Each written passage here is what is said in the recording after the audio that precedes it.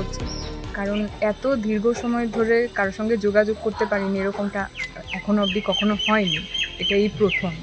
হ্যাঁ, সমর্থন করছি কারণ সেটা একটা যুক্তিসঙ্গত আন্দোলন এবং সেই জন্য আমি সমর্থন করছি।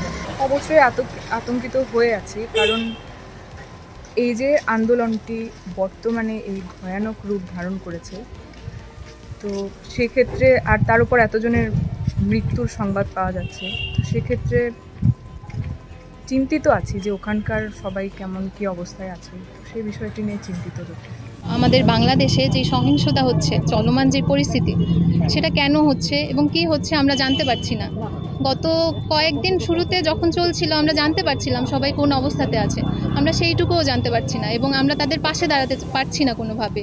আমরা তাদের পাশে দাঁড়াতে চাই, আমরা চাই আমাদের পরিবার কেমন আছে সেটা জানতে, আমাদের ভাই বোন বেঁচে আছে কি না সেটা জানতে চাই আমরা অন্তত, এবং আমরা জানাতে চাই যে আমরাও ভালো আছি, কারোর সাথে কোনো যোগাযোগ নেই আমাদের, এবং আমাদের ছাত্রদের ওপরে, আমাদের ভাইদের ওপরে, বোনেদের ওপরে, আমার একটা বোনও মারা গেছে আমার দেশে।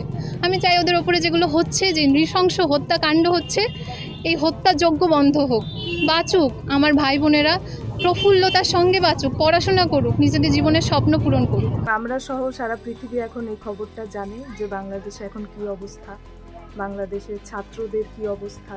ছাত্র আন্দোলনকে সমর্থন করছি বলতে, আমি তো ছাত্র, তো আমার মনে হয় ছাত্রদের পক্ষে দাঁড়ানো উচিত আমার, আর যুক্তিসম্মত আন্দোলনেই ওরা আছে বলে আমার মনে হয়। বাড়ির সঙ্গে আমি কালকে থেকে কোনো যোগাযোগ করতে পারছি না, কোনো কানেকশন নেই, নেটওয়ার্কের কোনো কানেকশন পাচ্ছি না।